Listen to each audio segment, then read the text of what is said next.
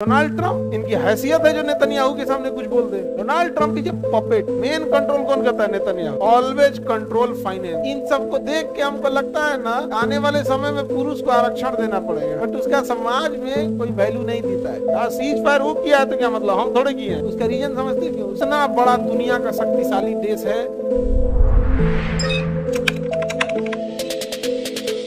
मोदी जी आए तो एक खत्म कर दिए। कहेंगी जो ना देखो तौन उठ के चला था विशेष मांगने, खत्म कर दिए। और कहें कि हम विशेष पैकेज देंगे कि अगर आपके राज्य में विकास नहीं है तो हमसे मांग लीजिए, हम आपको विशेष पैकेज दिला देंगे नीति आयोग के थ्रू। किससे दे देंगे? नीति आयोग। तो ये व्यवस्था ही क्या किया? खत्म कर दिया गया। तो वित्त आयोग फिक्स है कि आपको कितना देगा। अब इसके अलावे आपको पैसा आप कहीं से तो मिल नहीं सकता है, आप टैक्स कलेक्ट करके भेजिए। अगर एग्रीकल्चर स्टेट है तो टैक्स से नहीं आएगा। एग्रीकल्चर स्टेट है, टैक्स कहाँ आएगा? एग्रीकल्चर पे टैक्स है? कोई टैक्स नहीं है। अब टैक्स नहीं आएगा तो उस राज्य में तो विकास भी नहीं होगा। तो इसके लिए एक दूसरा चीज है योजना आयोग, जिसका नाम बदल के क्या हो गया? नीति आयोग। योजना आयोग का नाम बदल के क्या हो गया? नीति आयोग। क्या किया गया है? नीति आयोग। नीति आयोग किया गया। नीति आयोग किया गया। नीति आयोग क्या है? ये इसकी संविधान में चर्चा ही नहीं है। संविधान में चर्चा नहीं है, इसलिए ये प्रधानमंत्री के हिसाब से काम करता है, गैर संवैधानिक है। और वित्त आयोग की तो संविधान में चर्चा है 200। एग्रीकल्चर मतलब क्या होता है सर?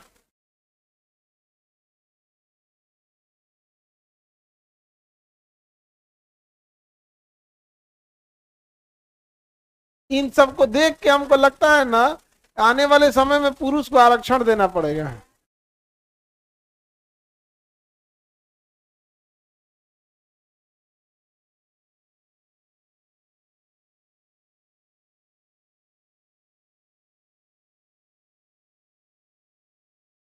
आगे बढ़े,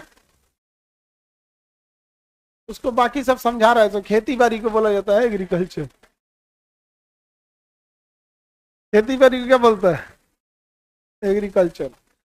ग्रेजुएशन में हम लोग पढ़ते थे ना, तो हम लोग के फिजिक्स की टीचर थे, एक लड़का को पकड़े, ए तुम इधर आओ। किस क्लास का है? और बड़े मरखा थे वो, और वो लग भी नहीं रहा था कि बीएससी का है। तो कह रहे एजी। हम लोग कंफ्यूज हो गए, बीएससी ग्रेजुएशन एजी। एजी हम लोग कहें कि क्या कह रहा है वो।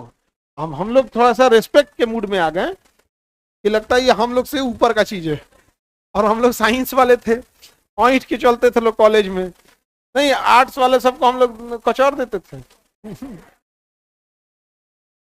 मतलब बड़ा उसको दीन दुर्बल की भावना से देखते थे कि ये आर्ट्स वाले हैं। और कॉमर्स वालों को हम लोग के ग्रुप में बोलता था कि बीकॉम बिना काम का काम। लेकिन बहुत टफ है बीकॉम। तो बोला एजी, हम लोग कंफ्यूज हो गए। बाद में पता चल एग्रीकल्चर को शॉर्टकट में बोला था। एग्रीकल्चर जैसे हम साइंस कॉमर्स आर्ट्स, वैसे एक एग्रीकल्चर होता है, एग्रीकल्चर। तो हम लोग 2-3 दिन तक रेस्पेक्ट के मुद्रा में चले गए थे। भैया कैसे हैं? ठीक है। चले एक वो पता करके आया, कह रहा अरे सोच रहा हूँ एग्रीकल्चर वाला रे। एग्रीकल्चर अच्छी चीज है, बट उसका समाज में कोई वैल्यू नहीं देता है। उसका रीजन समझते क्यों? उसमें पैसा नहीं है। जिस दिन पैसा आ जाएगा उस दिन इज्जत देने लगेंगे लोग। तुम समझो, तुम लोग को चाहे जितना ट्रैप में फंसाने की कोशिश करे, ऑलवेज कंट्रोल फाइनेंस। इतना बड़ा दुनिया का शक्तिशाली देश है अमेरिका, लेकिन इतनी वित्तीय भर देश इजराइल उसे कंट्रोल करता है। इतना वित्तीय भर देश इजराइल कंट्रोल करता है। डोनाल्ड ट्रंप इनकी हैसियत है जो नेतन्याहू के सामने कुछ बोल दे। Donald Trump is a puppet.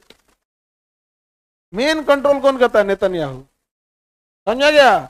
Cease fire वो किया है तो क्या मतलब हम थोड़े किए हैं? युद्ध जारी रहेगा। समझे? फाइनेंस को कंट्रोल करता है, तो जिसके पास फाइनेंस रहेगा वो ठीक ठाक रहेगा। एग्रीकल्चर, किसान को ज्यादा वैल्यू क्यों नहीं लोग देते? जब पैसे नहीं है बेचारे के पास। अब वही जिस दिन किसान के पास पैसे, जाओ तो नहीं पंजाब के किसान के पास फॉर्च्यूनर रख ले घर है। वही जो जीप को करिया पेंट करा दिया सब थार, वो पहले जीप कमांडर भाड़ा पे गाड़ी चलता था। ओकरा करिया पेंट करा के थार नाम धो दिले ओकर। तो देखो नीति आयोग एक्स्ट्रा पैसा दे सकता है, नीति आयोग क्या दे सकता है एक्स्ट्रा पैसा, क्योंकि ये गैर संवैधानिक है।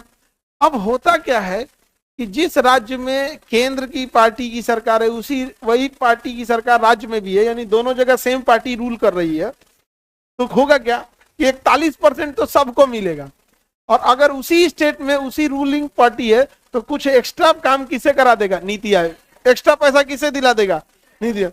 अब जैसे मान के चले बिहार स्टेट के पैसे नहीं बचा, 50,000 करोड़ बच रहा है, और उसमें इनको बनाना था नालंदा विश्वविद्यालय, 8,000 करोड़ वही लग रहा था, तो नीति आयोग दे दिया, क्या सेंट्रल बजट अपने से बना देगा, क्या कर देगा, अपने से बना देगा।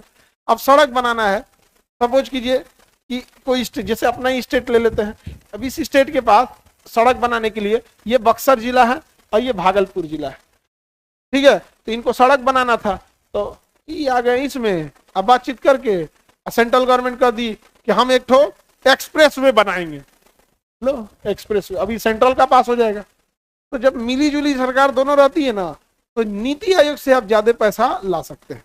लेकिन हमारे यहाँ के जो पॉलिटिशियंस हैं उनकी इतनी योग्यता ही नहीं है कि नीति आयोग में जाके बैठ जाए, क्योंकि नीति आयोग में सब आईएएस ऑफिसर है, झाड़ देगा सब, निकलो यहाँ से, बहुत देखे हैं तुम लोग को।